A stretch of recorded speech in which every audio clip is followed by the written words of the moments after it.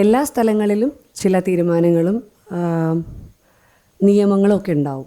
പക്ഷേ നിയമങ്ങളൊന്നും അൾട്ടിമേറ്റ് അല്ല. നമ്മുടെ എല്ലാ നിയമങ്ങളിലും മാറ്റങ്ങൾ, കാലാനുസൃതമായ മാറ്റങ്ങൾ എപ്പോഴും വരണം. അപ്പോൾ അത്തരത്തിലുള്ള മാറ്റങ്ങൾ അനിവാര്യമാണെന്ന് തോന്നുന്നുണ്ടെങ്കിൽ അതെല്ലായിടത്തും, ഏത് തൊഴിലിടത്തും, ഇപ്പോൾ സിനിമ, നൃത്തം എന്ന് മാത്രമല്ല, ഇപ്പം നൃത്തത്തിൻ്റെ കേസിലും ഇങ്ങനെ തന്നെ ഈ കലാക്ഷേത്രം അവിടെയൊക്കെ പല ഇഷ്യൂസും ഉണ്ടായിട്ടുണ്ട്. നമ്മളതൊക്കെ പത്രങ്ങളിൽ വായിച്ചതുമാണ്.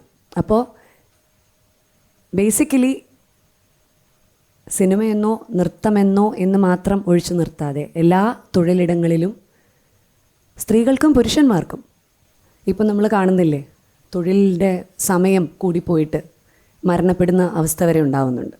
സ്ട്രെസ്സ് കൂടിപ്പോയിട്ട് ഒരുപാട് പേർക്ക് ബുദ്ധിമുട്ടുകൾ ഉണ്ടാകുന്നുണ്ട്, ആത്മഹത്യ ചെയ്യുന്നുണ്ട്, ചിലർ മരിച്ചു പോകുന്നുണ്ട്.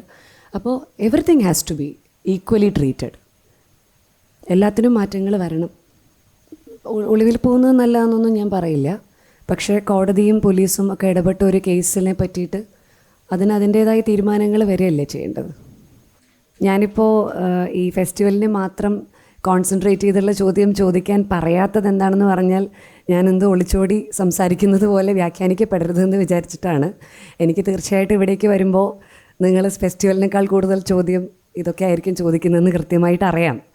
അപ്പോൾ ഒളിച്ചോടി പോകാനൊന്നും ഞാൻ ഉദ്ദേശിക്കുന്നില്ല. നിങ്ങൾക്കൊക്കെ മനസ്സിൽ എന്താണ് തോന്നുന്നത് അത് തന്നെയാണ് എനിക്കും തോന്നുന്നത് എന്ന് മനസ്സിലാക്കിയാൽ മതി. പിന്നെ